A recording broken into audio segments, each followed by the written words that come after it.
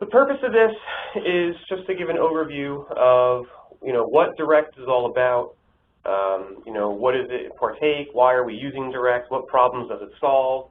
Ultimately, why do you need DataMotion? Why do people need people like DataMotion and inherently, vendors in general? We're going to go through all of that from a high level, and then at the conclusion of that, we'll have time for Q&A, and then we'll go ahead and we'll have a second presentation that's going to talk about a little bit more of the in-depth technical requirements, and basically it's going to set up a set of tasks that both parties are going to be responsible for in order to actually establish direct messaging. So again, the purpose of this is just to give an education, give an overview. Feel free to ask any questions that you might have, and then we can just address them as they come up. So, just again, brief overview. We're going to identify the problem. We're going to talk about direct. We're going to talk about certificates, how all the pieces go together, possible use cases that, would apply, and then ultimately, why do you need somebody like DataMotion? So, jumping right into this, direct is a framework that consists of technical guidelines, legal guidelines, business best practices, and the whole point is to get all of the participants to agree to a common set of, guidelines or objectives or, ways in which messages are exchanged. So there are technical pieces to this, meaning that there's software that's required. From a larger perspective, there is paperwork involved from a legal perspective, and then ultimately business standards covers workflows and how this whole thing is actually put together and utilized in the real world. So ultimately, how do people use this, and how is this relevant to me?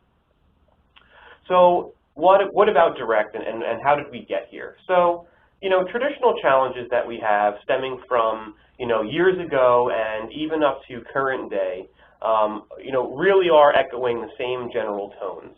How can I get information from one place to another efficiently?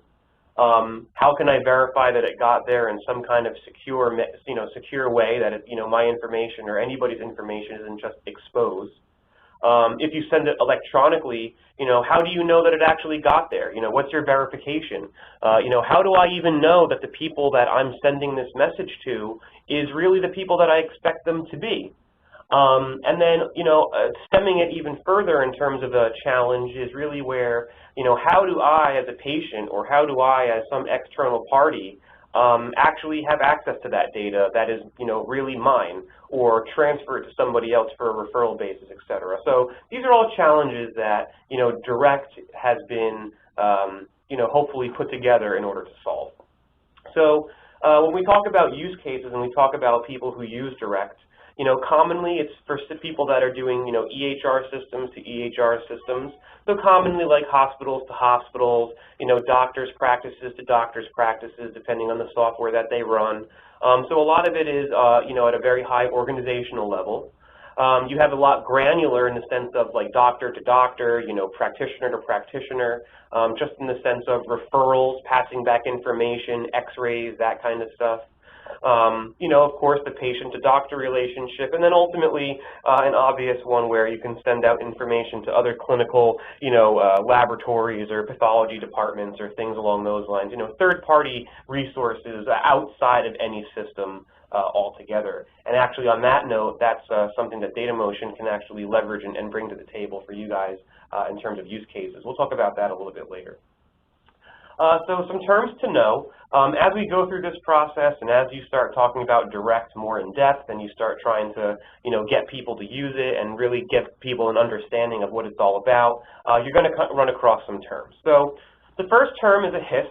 A HISP is known as a Health Information Service Provider, and basically DataMotion is a HISP. So in order to talk the direct, protocol or even do direct messaging, you need to sign up with a HISP. Now, HISPs can only talk to other HISPs.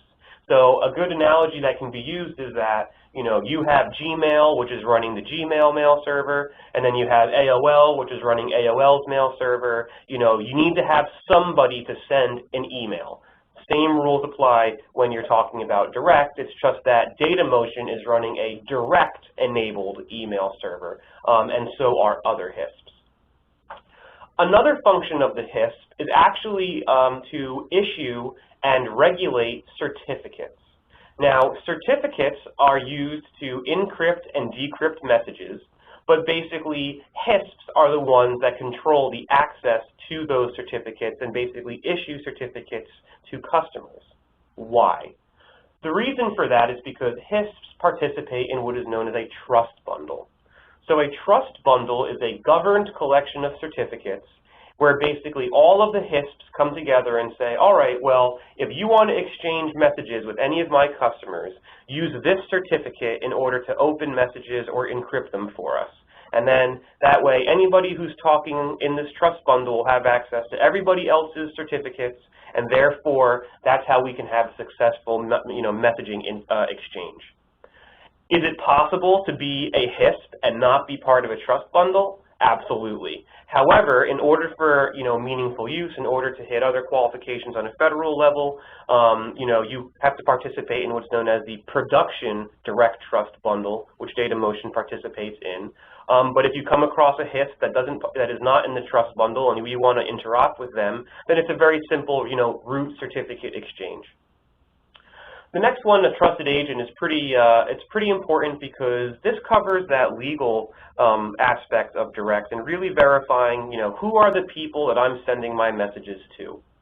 So the trusted agent is a person, not a company or organization, who is going to vouch for the identity of the users in their particular domain or for their certificates. And really what that means is that we're going to validate that Betty Sue really is Betty Sue. And somebody else is going to say, yes, Bob Smith really is Bob Smith. And this TA can be an HR director, it could be an office administrator. It's going to be a named person who's going to basically vouch for the users. This TA has a form that needs to be filled out. So basically, before any certificates are issued, a TA has to be identified that goes with those certificates. And that TA is required to fill out a form, provide one form of ID at a minimum, which is usually a driver's license. And depending on what state you live in, you'd be required to provide a second form of ID. But basically, that's because DataMotion and our partners actually go ahead and call the notary. We verify that they looked at information. We'll go ahead and look up the driver's license number to make sure that it actually matches whoever it's supposed to match in the national databases. This is all for the integrity of direct. So these are just underlying guidelines that everybody has to kind of agree with, and we can provide follow-up documentation on that note just to get very specific if required. When we talk about a direct address is just like an email address. It's just that direct talks direct and standard email talks standard email. That's just basically how it is. It's useful to have or identify direct in your email address or in your domain name just to avoid confusion. And last but not least is DNS. This is kind of a not so common term, but it's important because this is the one technical component that is required that may not be in the control of DataMotion. So basically, if there's a customer or if you come across somebody or even if you yourselves want to run your own direct messaging using your domain name like company.com, you need to go ahead and make some DNS changes which are used on the internet to basically locate names into IP addresses. So like google.com is an IP address like 8.8.8.8. So that's all that DNS is used for. Then we'll talk about that in a little bit. So what are certificates? Again, certificates are used to encrypt and decrypt messages. Root certificates are in the trust bundle. You only get certificates from a HISP, and you only participate with HISPs that are in the trust bundle. You can get two kinds of certificates. There is a domain or organizational-based certificate, and then there is an address-based certificate. It's important to note that you cannot mix an address certificate with an organizational certificate on the same domain. For a point of clarification, a.company.com is a different domain than b.company.com. So one of them can be an org, the other one can be address certs, but you can't have both on the same domain. And there's a reason for that because, you know, you may not necessarily have any control over some users. So that means you as an organization may not want to put your organizational certificate at risk. And basically, to drill down on that, you know, which certificate do we choose? Commonly, address certificates are going to be used for people that are outside of an organization. A great use case is if I'm a hospital or I'm some kind of you know, medical system and I have doctors that are not under my payroll, but they work in my facility. Well, what you would do is that you as a facility can issue these, you know, doctors or practitioners direct addresses, but because they're not legally associated with you, you want them to be responsible for themselves, so therefore they would be their own trusted agent, they would have their own certificate issued for their own direct address. Whereas if you run into situations where you're a hospital system and you would like to cover an entire department, say a pathology department, you would get a domain certificate and you would have your addresses cover all of the users under your domain. So an organizational or domain-bound certificate basically applies to all of the users under a particular domain. So again, just to kind of drive this use case back, you don't want to put a person that you're not directly responsible for into your organizational certificate, because if there's a problem with that person, you may be putting your organization's certificate at risk versus just that individual's certificate at risk. When we talk about the HISP again, you know, this is just to kind of illustrate you know, how this process works when we talk about HISP to HISP and the trust bundle. So DataMotion wants to send a message to the facility below us, you know, HISP B. We're going to initiate that message. We're going to look into the trust bundle to verify that we can pull the certificates for HISP B. If we can, we're going to send it. HISP B can receive it because it's in the trust bundle. Same exact thing that we're talking about when we want to send a message to somebody else. Everything is going to be referenced against the trust bundle. If you're in the trust bundle, that means that you're going to be able to decrypt my message, so then we're going to go ahead and pass it along. In a high-level workflow, how does this whole thing work?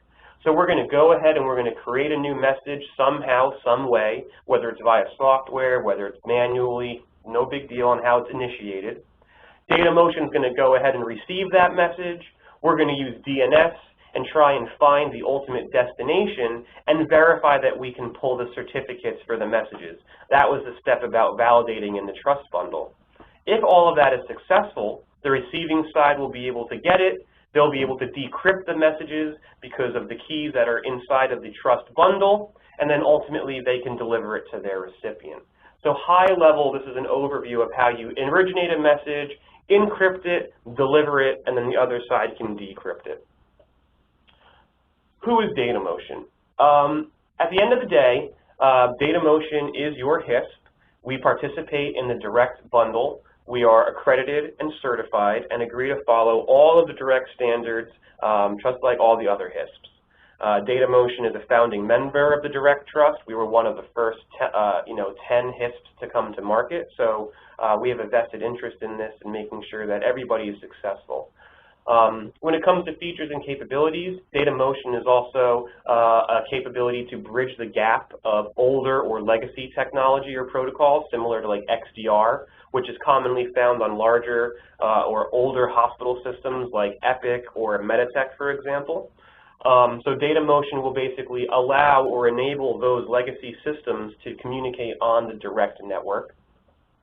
And then DataMotion as a company has been doing secure email since 1999. So the whole concept of secure messaging, secure delivery, features and benefits, tracking, etc., have all been part of our core platform since the very beginning. And because of that, Direct is a natural fit for our already established software framework.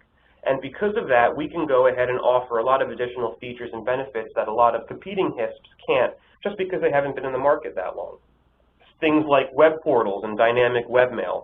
So basically, you can go ahead and as a hospital system, give direct addresses to a nursing home, for example, and have that nursing home send and receive messages, and that'll help you meet your meaningful use attestation. We have connectivity with POP3 or SMTP for integration to your Android or iPad, and then you can send and receive direct messages with the native email client. So there's a lot of great features and benefits that we provide. In addition to that, API access for application integration, the list can go on. Another thing that DataMotion provides in all of this is that we do provide Tier 2 support, and most importantly, the education through this entire process. Using these kind of presentations as a great example, we can tell that, we're really here to make sure that everybody understands what it's all about, making sure that we understand all the pieces and components that are required to make this work. And really, again, we're vested in trying to make sure that everybody is successful in using direct messaging, ultimately to make sure that it is a viable, long-term solution to everybody's problems. What do we really need to send direct messages? So let's just kind of cut to the chase. So a company needs certificates. A company needs to establish a domain name to use for direct messaging. And then ultimately, you guys need to have direct addresses in some way, shape, or form, however you want to, make them look, that your users are going to use. The general process that we follow through all of this is that, a TA form is filled out or returned to your organization. You then take that information and forward it to DataMotion. You provide things like a domain name. Together, we'll go ahead and work on setting up DNS changes that are required. While all of that is happening, DataMotion will be requesting the certificate from our validation partner, DigiCert. They're actually the partner that actually helps us issue the certificates. But basically, we're going to go ahead and send all that information on. DigiCert is going to send you, the customer, an email that basically says, please validate that we're allowed to use your domain. That is really the only step that you will have to do aside from returning the TA form, because that is the one thing that we cannot do for you.